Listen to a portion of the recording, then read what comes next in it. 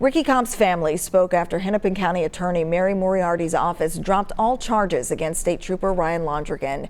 He shot and killed Cobb last year. Nothing in that video changed from the time this officer was indicted to the time charges were dismissed. Every officer in the United States of America that's been charged or accused of shooting someone unarmed has stated that they've been in fear for their life. And so Trooper Londrigan's excuse is not anything new. The video clearly speaks for itself. I want to address the comments made this morning by Trooper Londrigan's attorney just on a very human level, and say the audacity of someone to paint themselves as a victim when this family had to celebrate a birthday for Ricky Cobb II and he wasn't here.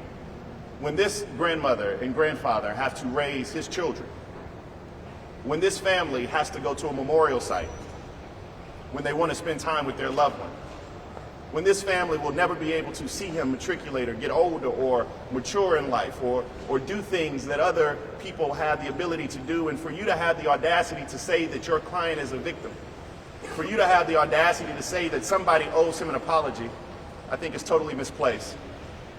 Today, we are drafting a letter that will be completed and circulated later on, asking for the FBI and the Department of Justice, particularly the Civil Rights Division, to come in and not only investigate the shooting of Ricky Cobb II, but based upon the Hennepin County Attorney's own recommendations, we want them to investigate the Minnesota State Patrol. I've never been a part of a case where an individual was charged with a crime, then articulated his own defense, and then the prosecution said, hey, we're going to dismiss these charges because of what you told us. I've never been a part of a case where there has been such systemic and thorough undertraining, non-training. I believe that every citizen of Minnesota should be concerned now, knowing that these officers go out on the streets, put themselves in danger, and do so untrained.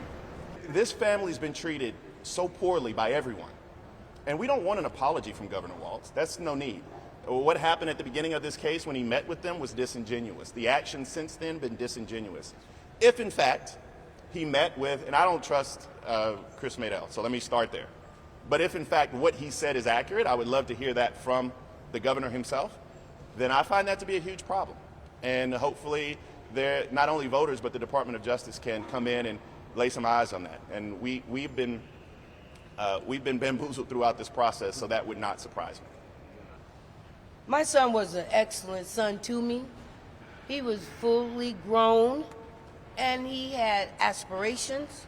He was wonderful. He was a father, and he was a human being, a working human being, and paid taxes. So make it make sense, and thank you. Mary did say that they didn't have the actual manpower to keep running it. And that was like, well, whose fault is that? Yeah. Taxpayers. Yeah, Miss Mary did tell us that one of the reasons that they had to farm the case out was because they didn't have the resources or the lawyers capable to handle this case, which I felt was very, very disappointing. And so they brought in and they said nobody wanted to take it as well in the office. And so when you couple those things with the fact they brought in some other black lawyers to look this family in the face, it's very disappointing. Keep watching CBS News Minnesota for continuing coverage.